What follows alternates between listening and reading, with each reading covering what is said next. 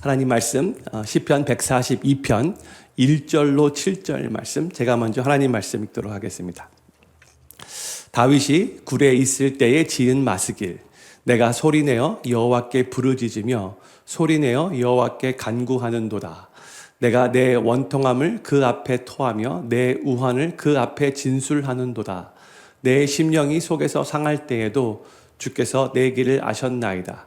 나의 행하는 길에 저희가 나를 잡으려고 올무를 숨겼나이다. 내 우편을 살펴보소서. 나를 아는 자도 없고 피난처도 없고 내 영혼을 돌아보는 자도 없나이다. 여호와여, 내가 주께 부르짖어 말하기를 주는 나의 피난처시요 생존 세계에서 나의 분기시라 하였나이다. 나의 부르짖음을 들으소서. 나는 심히 비천하니이다. 나를 핍박하는 자에게서 건지소서. 저희는 나보다 강하니이다. 내 영혼을 옥에서 이끌어내사 주의 이름을 감사케 하소서. 주께서 나를 후대하시리니 의인이 나를 두루리리다. 아멘. 성도님들 잘 건강 조심하시고 여기 계신 분들은 풀로 안 걸리셨으면 좋겠습니다. 오늘 저희가 나누는 시편 142편의 표제어는 다윗이 굴에 있을 때에 지은 마스길입니다. 이 시편 142편은 다윗이 굴에 있을 때 지은 시라고 표제에서 알려주고 있죠. 그러니까 많은 학자들은 다윗이 사울 왕을 피해 아둘람 굴에 혼자 숨어 있을 때에 그때 기록한 것이라고 추정을 합니다. 그리고 마스길이라는 말은 지혜롭게 하는 교훈시라고 말씀드렸죠.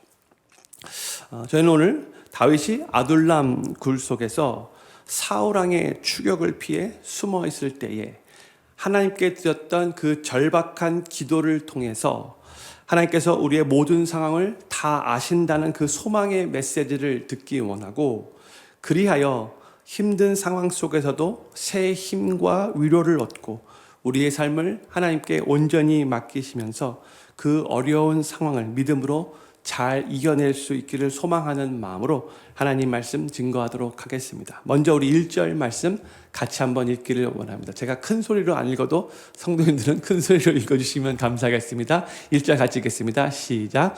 내가 소리내어 여호와께 부르짖으며 소리내어 여호와께 간구하는도다. 아멘.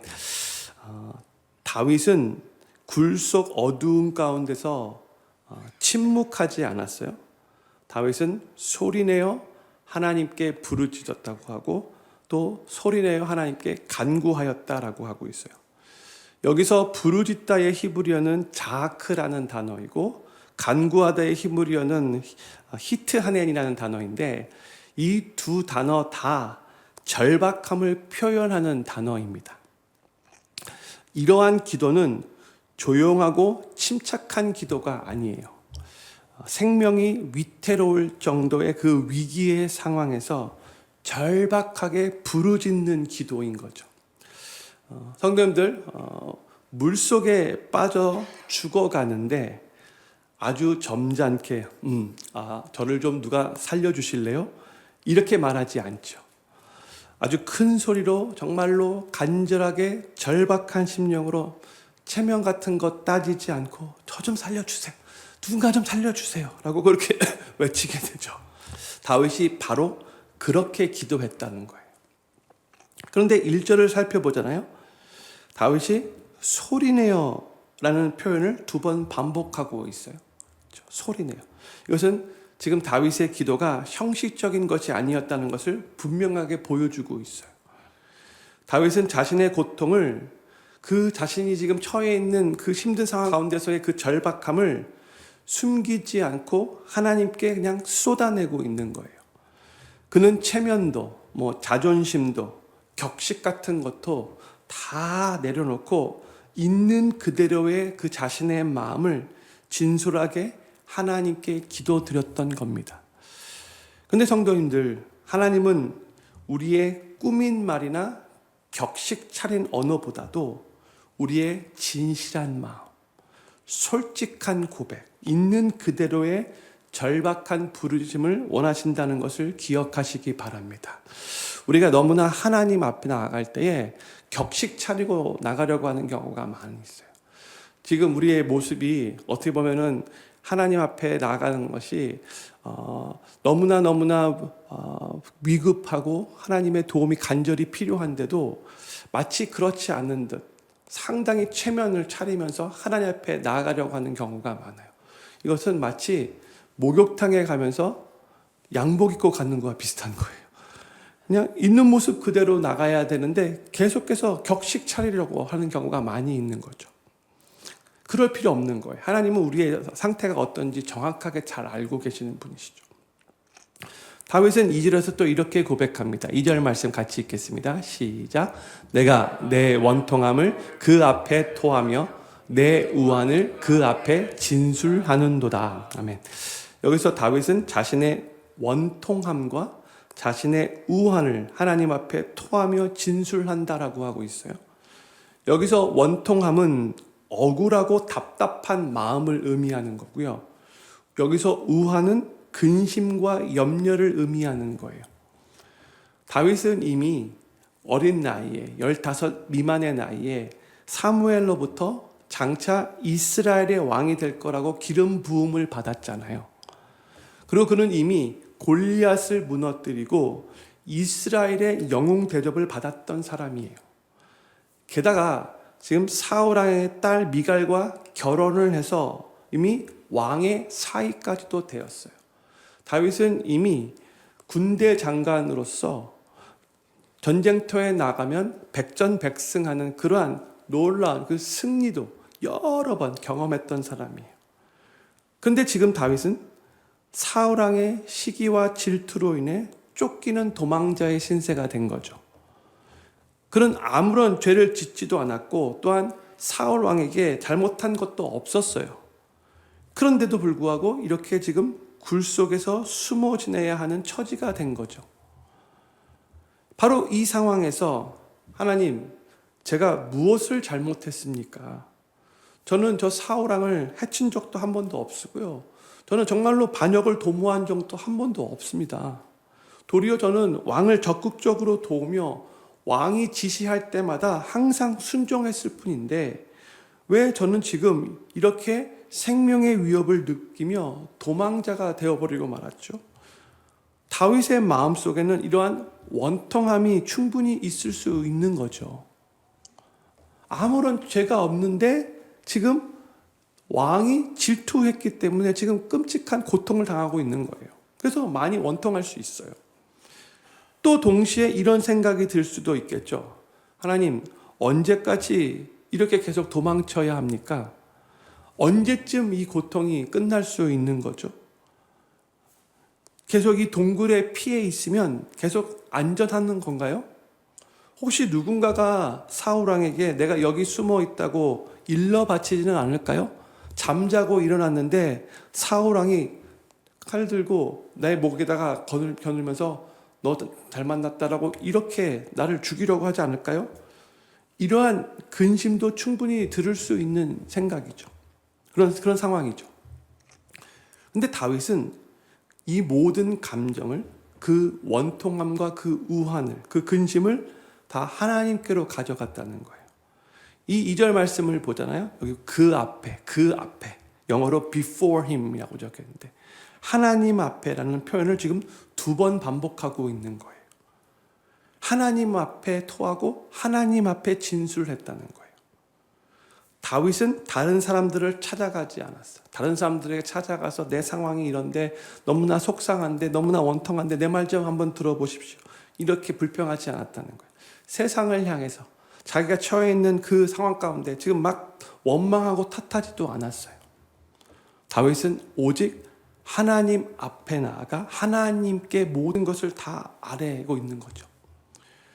왜냐하면요, 오직 하나님만이 자신의 고통을 진정으로 이해하시고 오직 하나님만이 자신의 문제를 근본적으로 해결하실 수 있는 유일한 분이시라는 것을 믿었기 때문입니다. 여기에 중요한 핵심 포인트가 있는 거죠. 성도님들, 사람은요 어느 정도 우리를 위로할 수 있죠. 그렇지만 우리의 상황을 바꾸지는 못해요. 사람은 우리에게 자신의 생각을 토대로 여러 가지 조언을 해줄 수는 있지만 우리의 미래를 책임질 수는 없지요. 연약한 인간이에요. 근데 오직 우리 하나님만이 우리의 고통을 아시고 우리의 눈물을 닦아주시고 우리의 길을 새롭게 열어주시며 우리의 삶을 가장 선하게 인도하시며 우리의 미래를 책임지시는 유일한 분이 되시는 거죠. 그러기에 우리는 우리의 원통함을, 우리의 그 걱정거리들을, 우리의 모든 두려움을, 우리의 그 힘든 상황을 모두 다 하나님께 나아가 하나님께 토할 수 있는 거예요. 시편 34편 18절 말씀 우리 같이 한번 읽도록 하겠습니다. 시작. 여호와는 마음이 상한 자에게 가까이 하시고 중심에 통회하는 자를 구원하시는도다. 아멘. 하나님은요, 우리가 완벽할 때보다 우리가 깨어지고 상할 때에, 우리가 우리 나름대로 강하다라고 생각할 때보다 우리가 스스로 약하다고 생각할 때에, 우리가 웃을 때보다 도리어 우리가 울 때에, 그래서 상한 마음으로 아주 겸손한 태도로 하나님 앞에 나와 하나님께 부르짖을 때에 우리에게 은혜와 긍휼을 베푸시고 우리를 가장 선한 길로 인도하시는 분이십니다. 저는 필그림교회 모든 성도님들이 어떠한 어둠 속에 거하고 있든지 어떠한 굴과 같은 환경에 처해 있든지 간에 체면 따지지 않고 소리를 내어 하나님께 부르짖을 수 있기를 바라고, 그리할 때에 하나님께서 우리의 원통함과 우리의 그 우환, 그 걱정거리들을 들으시고 그 부르짖음에 응답하셔서 우리의 삶을 가장 선한 길로 인도하시는 것을 경험하시게 되기를 우리 구주 예수님의 이름으로 간절히 축원합니다. 다윗은 이제 3절에서 이런 고백을 해요. 3절 말씀 같이 읽겠습니다. 시작. 내 심령이 속에서 상할 때에도 주께서 내 길을 아셨나이다. 나의 행하는 길에 저희가 나를 잡으려고 올무를 숨겼나이다. 이 3절이 제가 생각할 때는 시편 142편의 핵심 구절이라고 생각이 들어요. 여기서 내 심령이 속에서 상할 때에도 라는 이 표현은 영어로 보면은 My spirit faints within me라고 적혀 있죠. 그러니까 faint, 그러니까 완전히 지금 영혼이 기진맥진하여 희미해지는 상태를 묘사하고 있는 거예요. 마치 촛불이 꺼져가듯이 지금 다윗의 내면이 점점 사그러져 가고 있는 상태라는 거예요. 그만큼 힘든 상황인 거예요. 다윗은 극도의 정서적 고갈과 극도의 영적인 고갈 상태 가운데 있었어요. 그러나 바로 이 절망스러운 순간에 다윗이 뭐라고 고백을 하고 있는가? 주께서 내 길을 아셨나이다. 고백하고 있어요.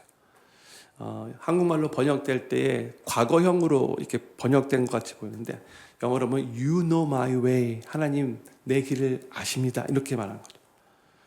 근데 주께서 내 길을 아신다라는 말의 의미는 단순히 지식적으로 안다라는 그런 의미가 아니에요.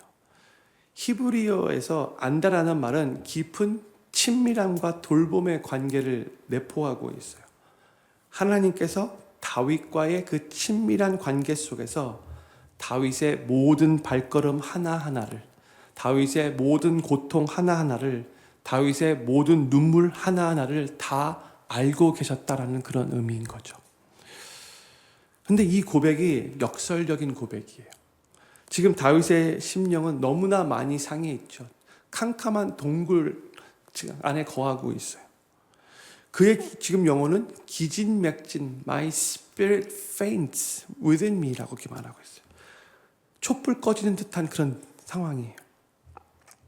상식적으로 생각하면 바로 이런 상황에서 나올 수 있는 말은 하나님 지금 어디 계십니까? 하나님 정말 나 이 상황 지금 알고 계시는 거예요? 이런 의심의 말이 자연적으로 나오게 되는 거죠. 그러나 다윗은 바로 어떻게 보면 아주 절망스러운, 아주 너무나 힘든 그 순간에 오히려 더욱더 강력하게 하나님은 나의 길을 아신다라고 고백을 하고 있는 거예요.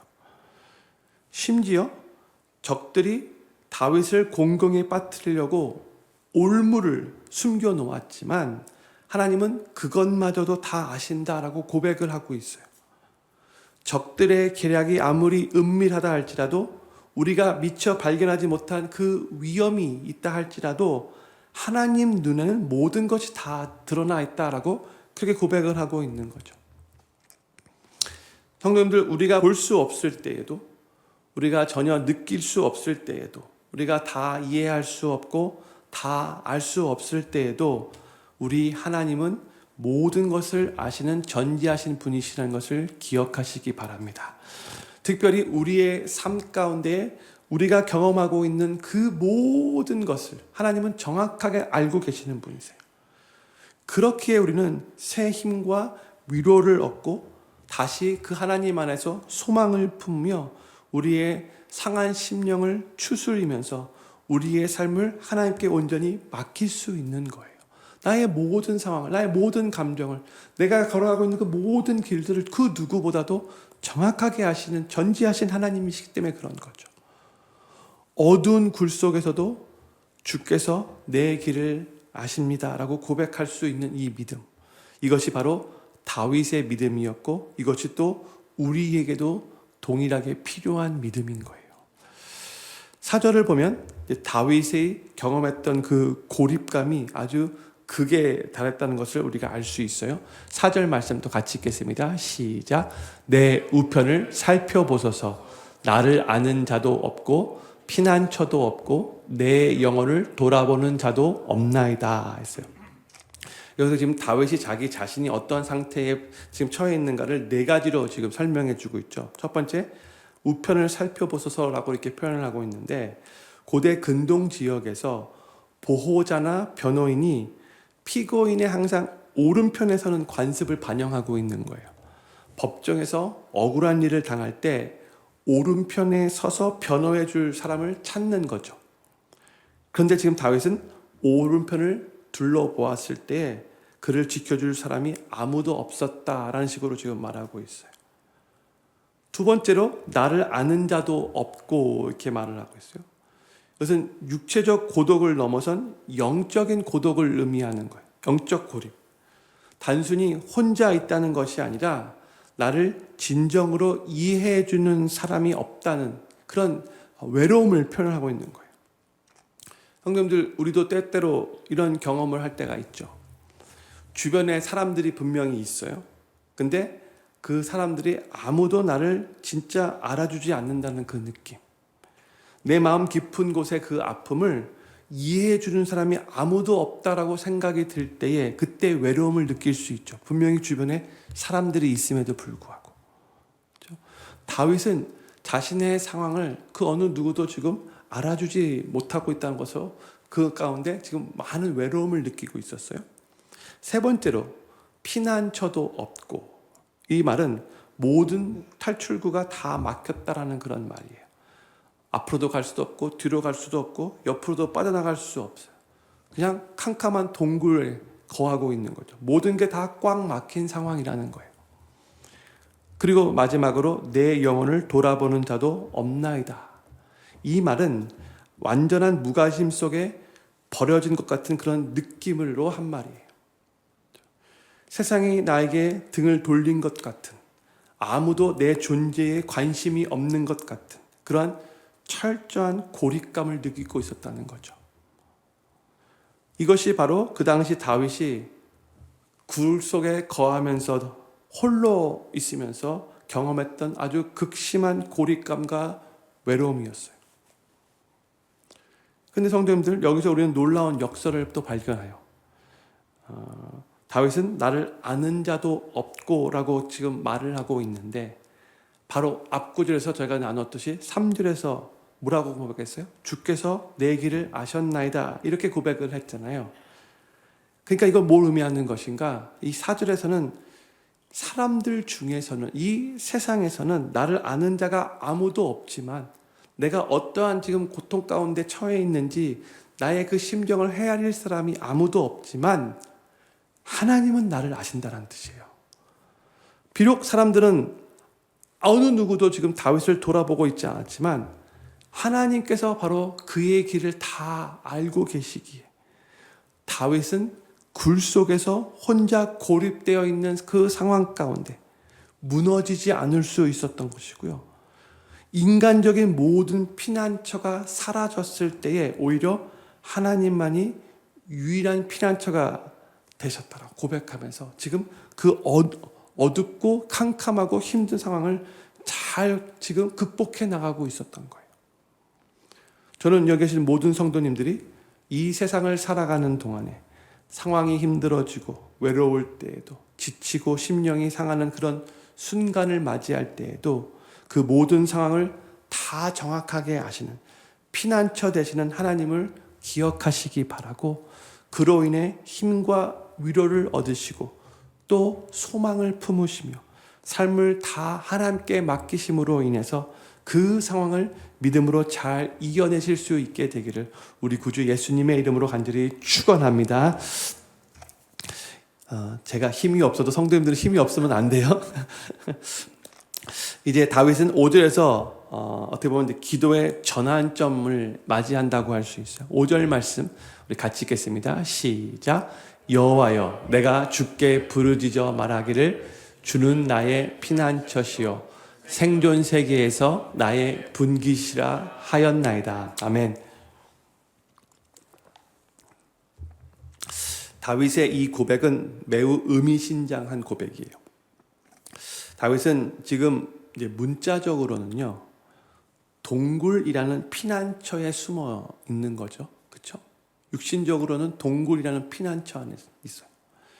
그 어둡고 춥고 답답한 굴이 지금 사울 왕의 추격으로부터 그 자신을 지금 보호하고 있는 유일한 은신처라고 말할 수 있어요.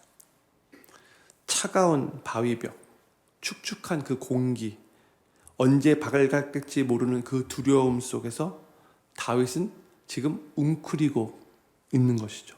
동굴 속에서. 근데 바로 그러한 날을 하루, 이틀, 3일, 4일 계속해서 지내보내면서 그 순간 다윗은 무엇을 깨달았는가?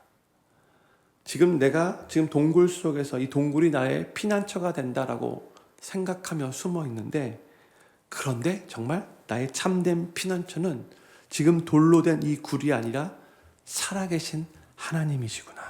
이거를 깨닫게 된 거예요. 더 나아가 다윗은 하나님을 생존 세계에서 나의 분깃이라고 그렇게 고백을 하고 있죠. 분깃은 기업이나 유업을 의미하는 단어예요. 이스라엘이 가나안 땅을 정복했을 때에 각 지파별로 땅을 분배받았어요. 그러나 레위 지파는 땅의 기업을 받지 못했죠. 대신 하나님께서 레위 지파 사람들에게 이런 말씀을 하셨어요. 민수기 18장 20절 말씀이요. 같이 읽겠습니다. 시작. 너는 이스라엘의 자손의 땅의 기업도 없겠고 그들 중에 아무 분깃도 없을 것이나 나는 이스라엘 자손 중에 내 분깃이요 내 기업이니라. 아멘. 하나님이 하신 말씀이죠. 레위인들에게는 하나님 자신이 분깃이고 기업이 되셨다. 방금 전에 우리가 읽었던 시편 142편 5절의 고백, 바로 이것을 연상시키고 있는 고백이에요. 다윗은 지금 그의 모든 명예와 그의 지위와 그의 재산을 다 지금 잃고 도망다니는 신세가 되었잖아요. 현실적으로 볼 때 그의 땅의 분깃을 다 잃어버린 상태라고 말할 수 있죠. 한때 이스라엘의 영웅이었고 왕의 사이였고 이스라엘 군대 장관이었고 가는 곳마다 다윗을 칭송하는 노래, 유행가 가사가 불려 퍼졌었잖아요. 그렇죠? 사울이 죽인 자는 천천히요, 다윗은 만만이라. 그렇죠? 어딜 가든지 간에 이스라엘 백성들이 다윗을 어마어마하게 칭송하면서 높였어요. 그런데 지금은 아무것도 없는 그냥 빈털터리, 그냥 캄캄한 동굴에 갇혀 있는 자가 됐어요. 그냥 도망자 신세예요. 그런데 다윗은 바로 그 상황에서 예전에 누리고 있었던 것들을 다 지금 하나도 누릴 수 없는 바로 그 상황에서 뭐라고 고백하냐면 하나님이 나의 분깃입니다 이 고백을 하고 있는 거예요. 이것은 자기 스스로 체면 걸면서 이렇게 해야지 마음이 좀 더 편해지겠다 이렇게 지금 말하고 있는 게 아니에요. 다윗은 모든 것을 잃어버렸을 때, 자신이 즐기고 누리고 있었던 것들을 다 잃어버렸을 때에 그때 비로소 가장 귀한 것을 발견했던 것이죠. 땅의 기업은 빼앗길 수 있지만 하나님은 결코 빼앗길 수 없는 영원한 기업이시라는 것을 지금 다윗이 고백을 하고 있는 거예요. 성도님들, 때때로 우리도 모든 것을 잃어버린 것 같은 그런 순간을 경험하잖아요. 어떨 때는 건강을, 어떨 때는 재산을, 어떨 때는 사랑하는 사람을, 어떨 때는 나의 그 명예를, 그 지위를 잃어버릴 때가 있죠. 그런데 성도님들, 너무나 그때 마음이 괴로워요.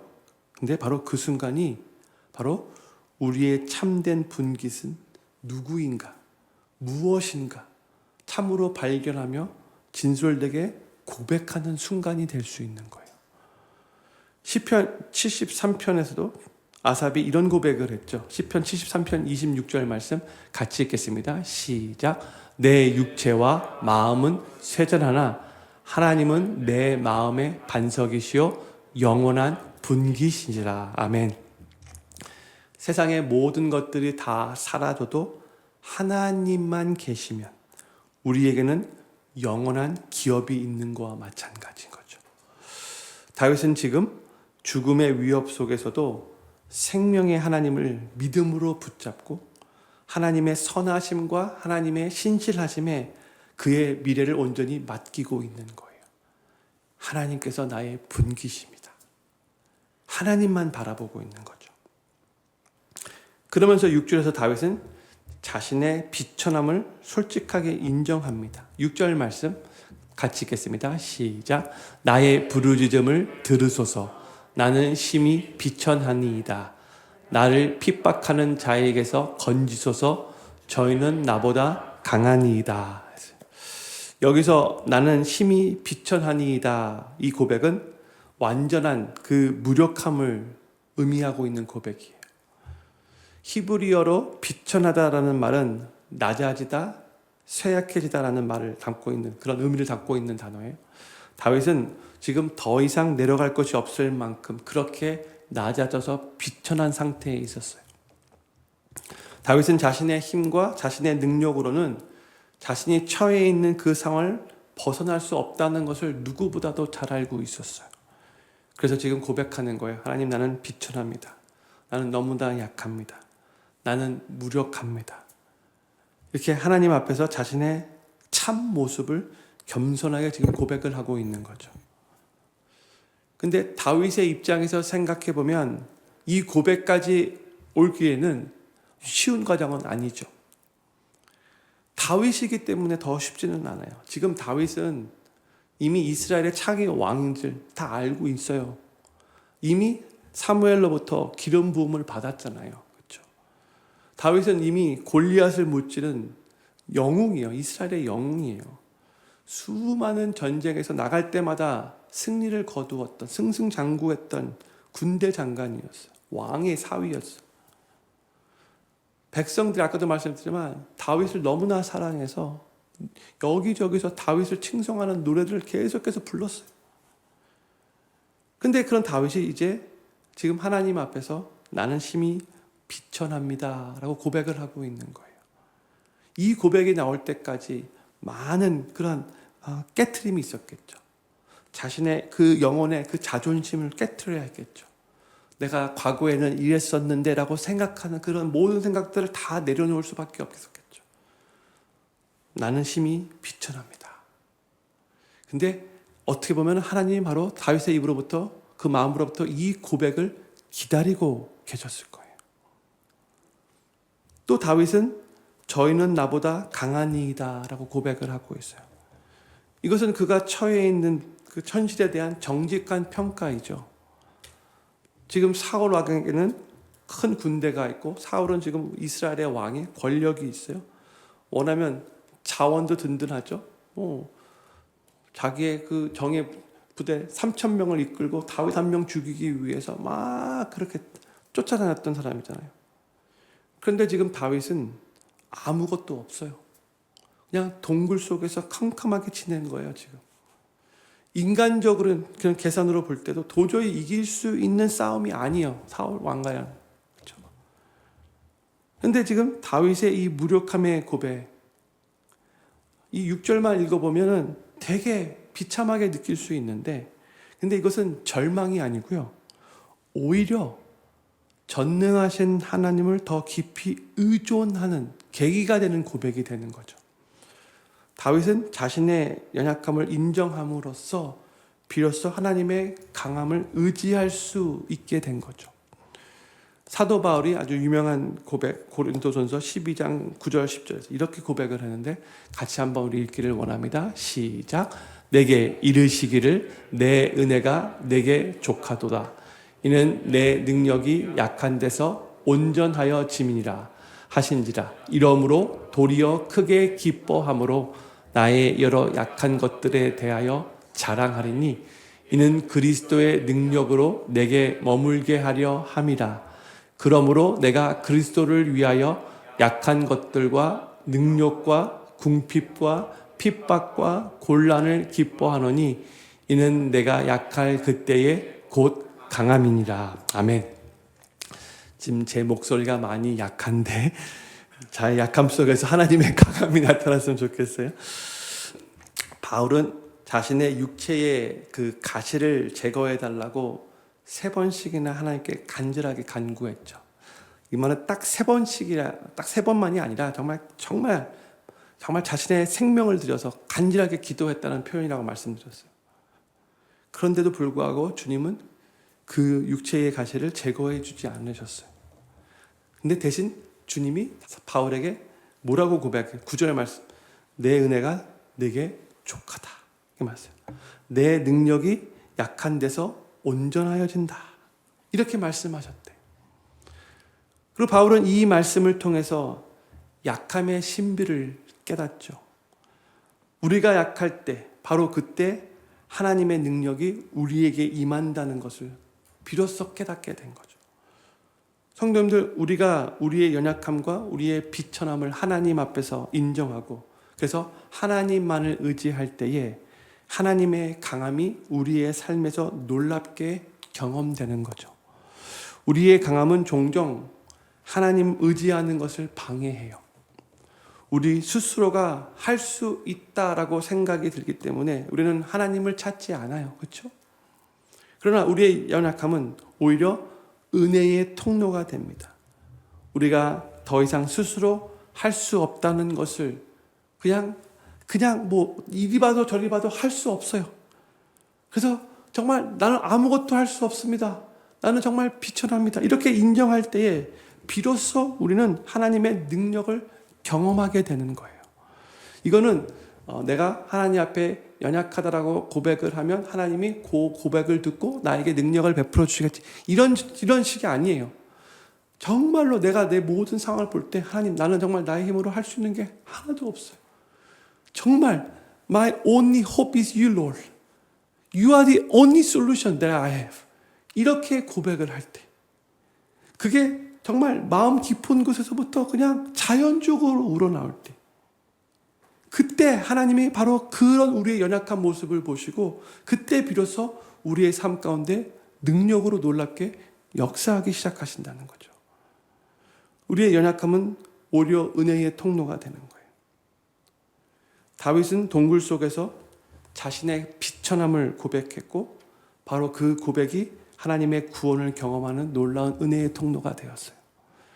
우리도 우리의 연약함을 숨기지 말고 하나님 앞에 솔직하게 내려놓을 때에 하나님의 은혜가 우리에게 충만하게 임하게 될 것입니다.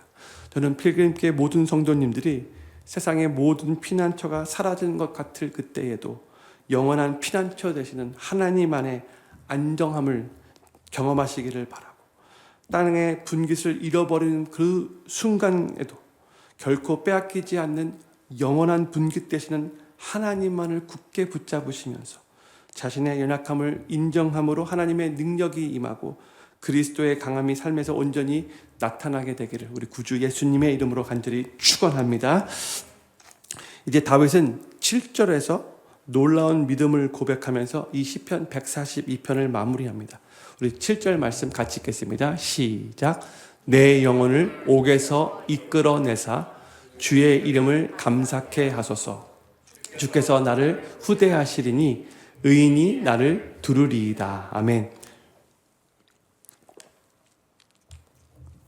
지금 다윗은 자신의 현재 상황을 영혼의 옥이라고 표현을 하고 있어요. 다윗은 육체적으로는 지금 굴에 갇혀 있었지만 영적으로는 더 깊은 감옥에 갇힌 것처럼 느끼고 있었던 거예요. 정말로 답답한 상황, 자기 힘으로는 아무것도 할 수 없는 그 상황, 사방이 꽉 막힌 것 같은 그 절망적인 상태를 이런 식으로 내 영혼의 옥이라고 표현을 한 거죠. 그 상황에서 다윗이 하나님 앞에 뭐라고 간구하냐면 내 영혼을 옥에서 이끌어내달라고 간구하고 있어요. 다윗이 자신 스스로 탈출하겠다라고 말하고 있는 게 아니죠. 하나님께서 이끌어내시기를 간구하고 있는 거죠. 하나님만이 자신을 이끌어내실 수 있는 유일한 분이라는 것을 고백하고 있는 거예요. 그러면서 다윗은 주님의 이름을 감사케 하소서라고 그의 소망하는 마음을 표현하고 있어요. 이 고백은 다윗이 나는 지금 이 어두운 상황 가운데 전혀 감사를 못하고 있으니까 나의 영혼의 감옥으로부터 나를 벗어나게 해 주신다면 내가 그러면 하나님께 그때 감사하겠습니다. 이런 식으로 지금 말하고 있는 게 아니에요. 여기서 다윗은 주의 이름을 감사케 하소서라고 지금 간구하고 있죠. 주님의 이름, 단순한 호칭이 아니에요. 성경에서 하나님의 이름은 하나님의 인격, 하나님의 성품, 하나님의 그 존재, 그 비인, 하나님이 누구시며 무엇을 행하는 분이신지, 하나님이 구원을 이루시는 주권적인 행동, 모든 것을 다 포함하는 총체적인 개념이 바로 하나님의 이름인 거예요. 그래서 우리가 주의 이름 찬양합시다. 하나님의 이름을 찬양하자는 게 아니라 하나님 전체, 총체적인 하나님 그분을 찬양하자는 그 의미인 거죠. 지금 하나님은 하나님께 감사하게 해주세요라고 단순하게 말한 것이 아니고요. 주님의 성품과 정말 그 어두운 상황 가운데서도 구원해 주시는 그 주님의 능력, 그 주님이 누구이신지 주님께서 행하시는 모든 일들을 선포하고 찬양하는 감사를 하겠습니다. 이런 의미로 지금 기도하고 있는 거예요.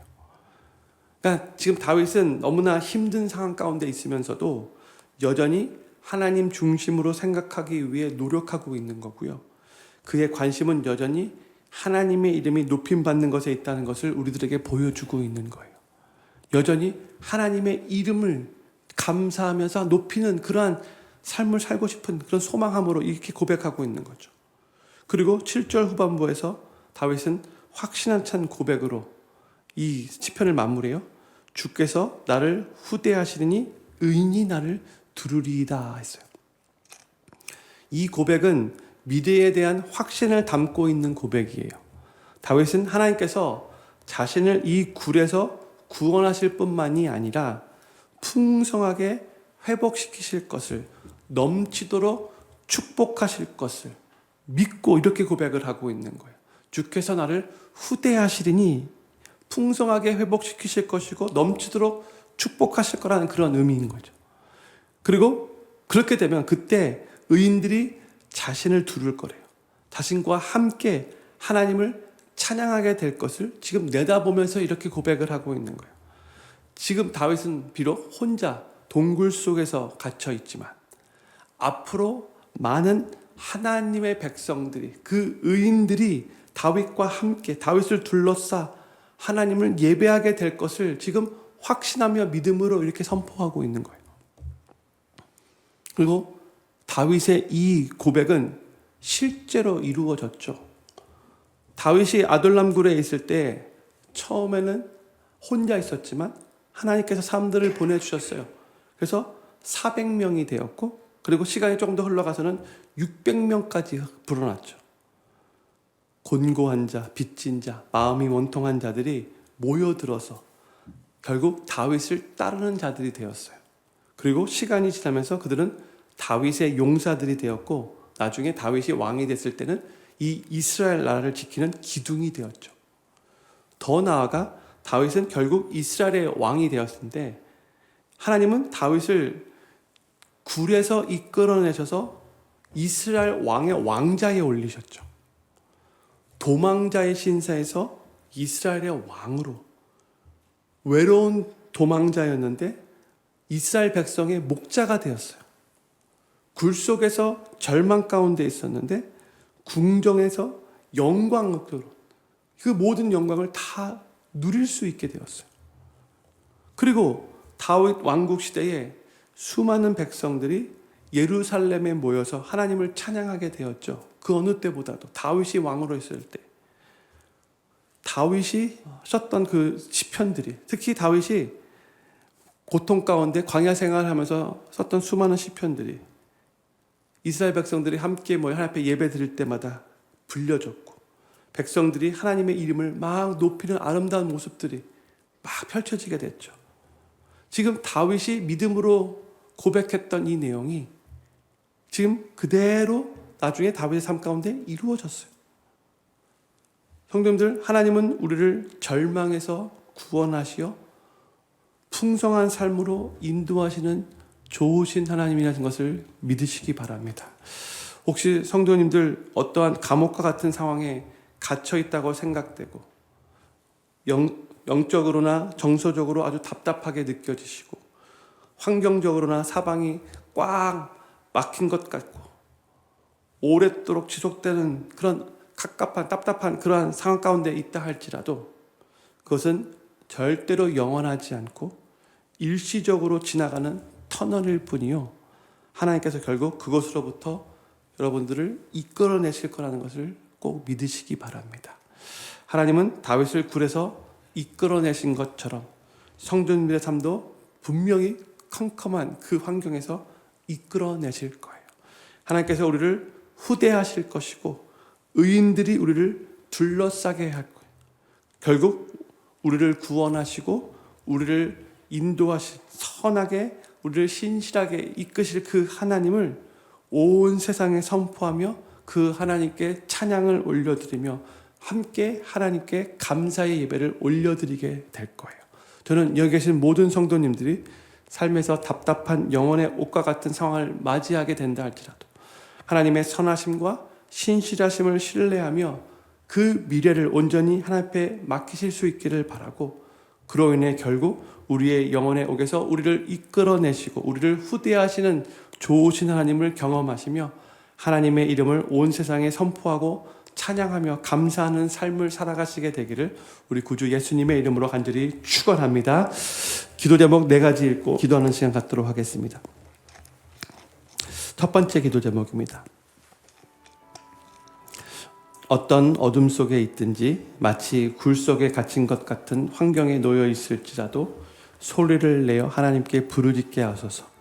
그 부르짖음을 하나님께서 들으시고 우리의 원통함과 우환을 헤아리셔서 가장 선한 길로 인도하심을 경험하게 하소서.